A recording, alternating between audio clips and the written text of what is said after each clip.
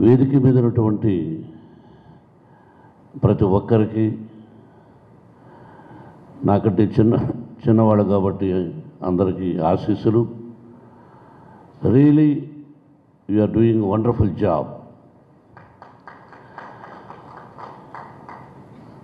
గెలవడం ఓడడం అన్నది సహజం.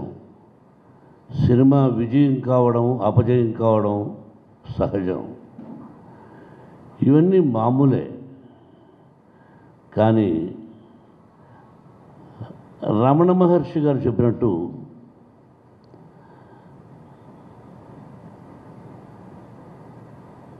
ఎన్ని దుర్గుణాలు ఉన్నాయో ఆ దుర్గుణాలన్నీ కలబోసి ఒక మిక్చర్లో వేస్తే తయారయ్యేవాడి మనిషి అన్నాడు ఆయన. కనులకు నిలువెల్ల విషమే అన్నాడు. మరి పాముకి ఎక్కడుంటుంది, గుర్రానికి ఎక్కడుంటుంది, డేగకి ఎక్కడుంటుంది, ఎవరికి ఎక్కడ తీరులో ఎక్కడుంటుంది విషం ఎందుకంటే కూడా మనిషికి నిలువెల్లా విషం అన్నాడు. అలాగా ఓటమిని సహించలేక ఎవరు ఏం చేశారో మీ అందరికీ తెలుసు. వాళ్ళు కూడా బాగుండాలని కోరుకుంటున్నాను. అందరికీ భగవంతుడు ఉన్నాడు. ఇక విష్ణు, నేను మూవీ ఆర్టిస్ట్ అసోసియేషన్ ప్రెసిడెంట్గా ఉన్నప్పుడు కూడా నేను ఇలా ఎప్పుడు చేయలేదు, ఇలా ఎప్పుడు మీటింగ్లు పెట్టలేదు, ఇలా ఎప్పుడు డిన్నర్లు ఇవ్వలేదు. Really first time I'm seeing self trumpet అంటారు. చాలామంది సెల్ఫ్ డబ్బాలు కొట్టుకున్నారు అంటారు. అవసరం. భారత భాగవత రామాయణంలో చూసుకుంటే హనుమంతుడు లంకకి వెళ్ళినప్పుడు సీతాదేవి దగ్గర, అమ్మా నేను 100 మంది కోతుల్లో ఒక కోతిని, చిన్న కోతిని అని చాలా సవినీయంగా సీతాదేవికి చెప్పాడు.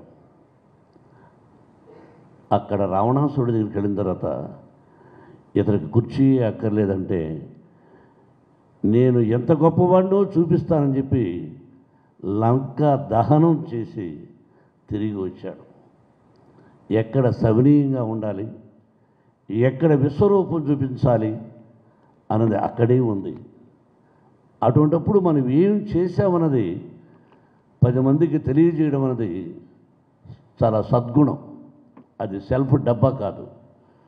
చెయ్యనప్పుడు సెల్ఫ్ డబ్బా, చేస్తున్నప్పుడు చేస్తున్నాము అని చెబుతున్నప్పుడు, చేసి చూపించినప్పుడు it is not a self trumpet. I appreciate. ఆ షిరిడి సాయినాథుని ఆశీస్సులు మీ అందరికీ తెలుసు. నేను అని కాదు, ఆ భగవంతుడు షిరిడి సాయినాథుని మందిరాన్ని కట్టవలసి వచ్చి ఆయన చెప్పల. నేను షిరిడీకి వెళ్ళేవాడిని చాలా సంవత్సరాలు. ఏమిటో ఆ భగవంతుడు ఎందుకురా ఇంత దూరం, నీకు నేను వచ్చేస్తానని చెప్పాడు.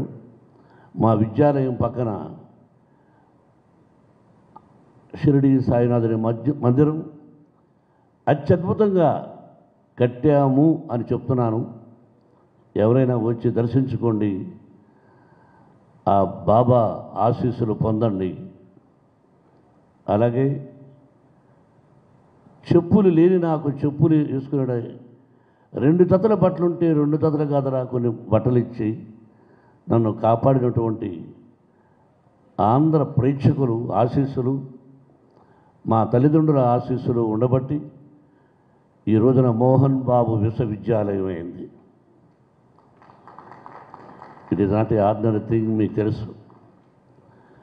దాన్ని కులపతి అంటారు. విశ్వవిద్యాలయానికి ఛాన్సలర్ని కులపతి అంటారు, ఇంగ్లీష్లో ఛాన్సలర్ అంటారు. 32 సంవత్సరాలు కష్టానికి భగవంతుడు ఆశీర్వదించిన విషయం స్కూలు ప్రారంభం చేసినప్పటి నుంచి కూడా 25% కుల మతాలకు అతీతంగా ఫ్రీ ఎడ్యుకేషన్ ఇస్తున్న వాడిని. సినిమా పరిశ్రమలో కొంతమంది నటీనటులు, టెక్నీషియన్సు మరణించిన వాళ్ళకి, బ్రతుకున్న వాళ్ళ పిల్లలకు కూడా విశ్వవిద్యాలయంలో ఈ రోజున అవకాశం కల్పించాం.